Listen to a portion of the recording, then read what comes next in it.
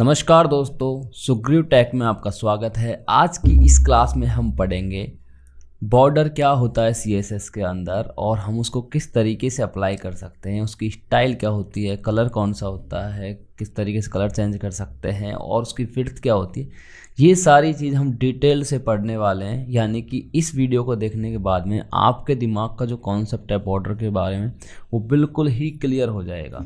तो चलिए शुरू करते हैं। सबसे पहले मैंने यहाँ पे एक HTML का पेज बना रखा है और इसके अंदर एक डिव ले रखी है जिसमें मैंने टाइप कर रखा है हेलो, और यहाँ पे एक क्लास दे रखी है बॉर्डर बॉक्स नाम से। ठीक है, ओके। अब हम बॉर्डर की प्रॉपर्टीज देखते हैं कि किस तरीके से काम करती है। सबसे पहले हमारे पास में 3 इम्पोर्टेंट बॉर्डर की प्रॉपर्टीज होती है, वो समझाता हूँ आपको। सबसे पहली है बॉर्डर विड्थ, यानी कि जो बॉर्डर की विड्थ यानी कि बॉर्डर की मोटाई कितनी रखनी है आपको, ये बॉर्डर विड्थ डिसाइड करता है। उसके बाद में हमारे पास में बॉर्डर की स्टाइल। बॉर्डर की स्टाइल आप कौन से रखना चाहते हो, एक सॉलिड लाइन रखना चाहते हो या एक डॉटेड लाइन रखना चाहते हो या फिर डैश लाइन रखना चाहते हो, ग्रो, इनसेट, आउटसेट, रिज, ये सारी बॉर्डर की स्टाइल हैं। ये किस तरीके से वर्क करती हैं विद एक्सपेरिमेंट हम समझेंगे। और लास्ट और थर्ड है हमारे पास में कलर, बॉर्डर कलर। ठीक है, बॉर्डर का कलर कौन सा होना चाहिए, ये प्रॉपर्टी बॉर्डर कलर जो प्रॉपर्टी है ये डिसाइड करती है कि बॉर्डर का कलर कौन सा होना चाहिए। तो चलो इसको हम अप्लाई करके देखते हैं और इसका शॉर्ट फॉर्म क्या होगा ये भी हम सीखते हैं इस वीडियो के अंदर।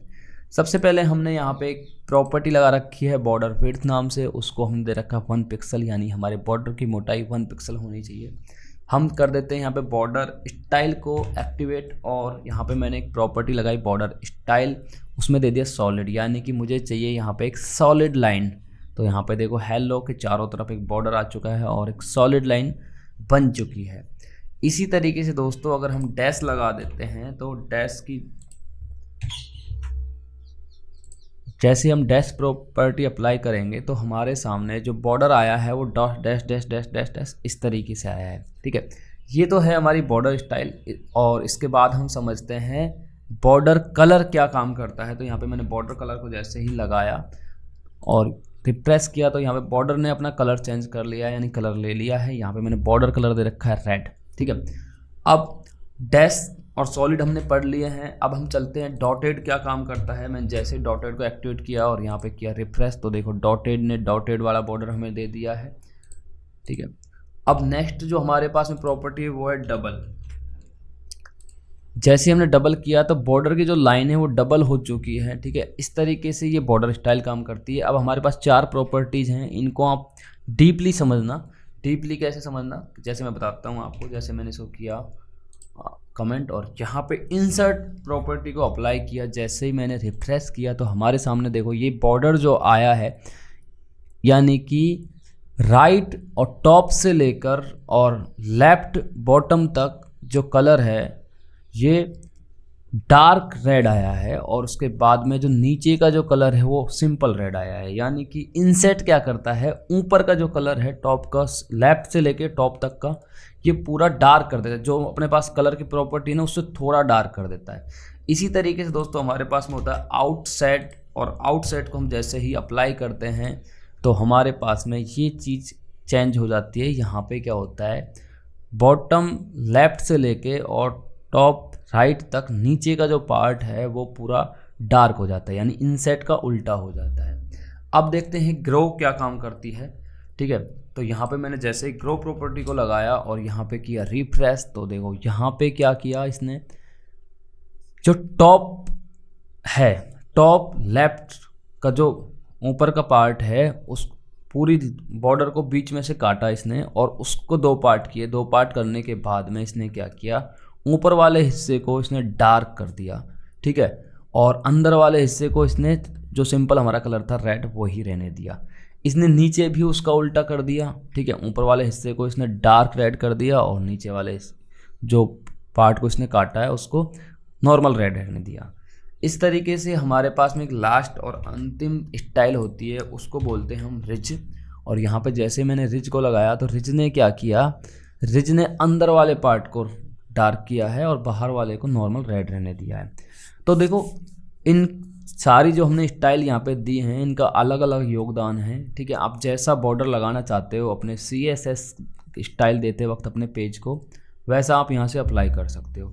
नेक्स्ट हमारे पास में एक जो मैंने बताया था कि बॉर्डर कलर नाम से हमारे पास एक प्रॉपर्टी है। इसका एक सिंपल सा काम है, आप जौन सा कलर रखना चाहते हो वो कलर यहाँ पे भर दीजिए और आपके बॉर्डर का वही कलर ये बना देगा। हमारे पास 3 इम्पोर्टेंट प्रॉपर्टी थी जो आपने पढ़ ली हैं। अब मैं आपको समझाता हूँ इसको थोड़ा डिटेल्ड में, ठीक है। अभी आपने जो ये तीनों प्रॉपर्टीज पढ़ी हैं, अब इनको अलग अलग लिखने की कोई ज़रूरत नहीं है। आपके पास में एक मेन टैग होता है बॉर्डर, जो सारी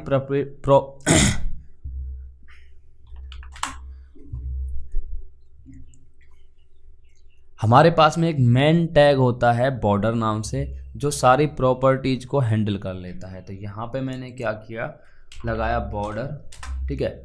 बॉर्डर लगाने के बाद में इन जो हमने प्रॉपर्टी पढ़ी थी इन सबको मैं कर देता हूँ कमेंट।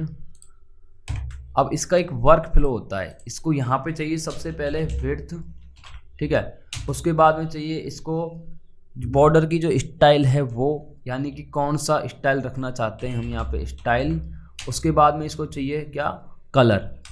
तो इस तरीके से यहाँ पे हमें डिटेल देनी होगी, यानी कि बॉर्डर कलर जो प्रॉपर्टी है इसके अंदर तीनों चीज़ हम एक साथ दे सकते हैं। तो चलिए दे के देखते हैं एक बार। तो हमने यहाँ पे विड्थ क्या रखी, इसकी 1px रखा, ठीक है। और बॉर्डर स्टाइल क्या रखी हमने, सॉलिड रख लेते हैं एक बार, सॉलिड। और कलर कौन सा रख लिया हमने, रेड रख लिया। चलो, और यहाँ पे किया मैंने सेव और इसको किया रिप्रेस। तो इसने तीनों प्रॉपर्टीज एक ही टैग के अंदर हैंडल कर ली, यानी कि आपको इतनी बड़ी लाइन और टैग लिखने की ज़रूरत नहीं है। अगर आपको कॉन्सेप्ट पता है बॉर्डर का तो आप एक साथ ही इसको यूज कर सकते हैं। अब हम चलते हैं आगे और अभी हम इसको समझेंगे कि बॉर्डर की प्रॉपर्टीज आपने समझ ली हैं। तो अब हम समझते हैं कि बॉर्डर रेडियस क्या होता है। बॉर्डर की प्रॉपर्टीज आपने पढ़ ली है, लेकिन एक प्रॉपर्टी और होती है हमारे पास CSS में जो बॉर्डर रेडियस का काम करती है। तो यहाँ पे देखो मैंने बॉर्डर रेडियस जैसे ही फिल किया और यहाँ पे दे दिया मैंने 10px। अब इसको करता हूँ मैं रिफ्रेश, तो यहाँ पे हमारा बॉर्डर का जो रेडियस है वो चेंज हो चुका है, ठीक है। इस तरीके से हम बॉर्डर रेडियस का उपयोग करते हैं। अब हम आपको बताते हैं कि जो हम सर्कल बनाते हैं बॉर्डर रेडियस की सहायता से वो हम किस तरीके से बना सकते हैं। तो सिंपल सी बात है, पहले सर्कल्स बनाने के लिए हमारे पास में विड्थ और हाइट समान होनी चाहिए। तो सबसे पहले हम यहाँ पे विड्थ दे देते हैं 500 पिक्सल, 500 नहीं 100 पिक्सल, ओके। और सेम ही हाइट दे देते हैं और यहाँ पे किया मैंने रिफ्रेश। तो मेरे पास में एक पूरा 100 बाई 100 का बॉर्डर आ चुका है। अब हम इसे करते हैं सर्कल में कन्वर्ट। अब हम इसे करते हैं सर्कल में कन्वर्ट। तो इसके लिए हमें परसेंटेज में वैल्यू देनी पड़ेगी, यानी कि हमें इसका 50% ये हमें सर्कल चाहिए। तो यहाँ पे मैंने 50% रेडियस कर दिया इसको और मैंने किया यहाँ पे रिफ्रेश। तो देखो ये बन चुका है सर्कल। अब आप समझ गए होंगे कि बॉर्डर रेडियस की सहायता से हम सर्कल कैसे बना सकते हैं और उसमें बॉर्डर की जो विड्थ है वो कैसे डिसाइड कर सकते हैं, स्टाइल क्या डिसाइड कर सकते हैं और उसका कलर कैसे डिसाइड कर सकते हैं, ये सारी चीज़ें। और बॉर्डर रेडियस किस तरीके से काम करता है। बॉर्डर रेडियस परसेंटेज में और पिक्सल्स में दोनों में काम करता है। आप परसेंटेज भी दे सकते हैं और पिक्सल्स में भी इसको कन्वर्ट कर सकते हैं। जैसे मैंने यहाँ पे किया 10%, तो जो इसकी विड्थ एंड हाइट है यानी कि 100 पिक्सल उसका 10 पिक्सल्स ये इसको कन्वर्ट कर देगा। देखो ये हो चुका, ठीक है। तो दोस्तों आज की क्लास में हमने पढ़ा बॉर्डर, वो भी डिटेल्स में। अगर आपने इस कोड को इम्प्लीमेंट करके देख लिया और आपने सही तरीके से कर लिया है तो यानी कि आप अभी सही जा रहे हो, नहीं। तो दोस्तों इस क्लास में पढ़ा हमने बॉर्डर, वो भी पूरी डिटेल्स के साथ में। इस कोड को इम्प्लीमेंट करके एक बार आप ज़रूर ट्राई कर लेना ताकि आपकी स्किल्स और बेटर हो सकें। मिलते हैं अगली क्लास में, तब तक के लिए ऑल द बेस्ट।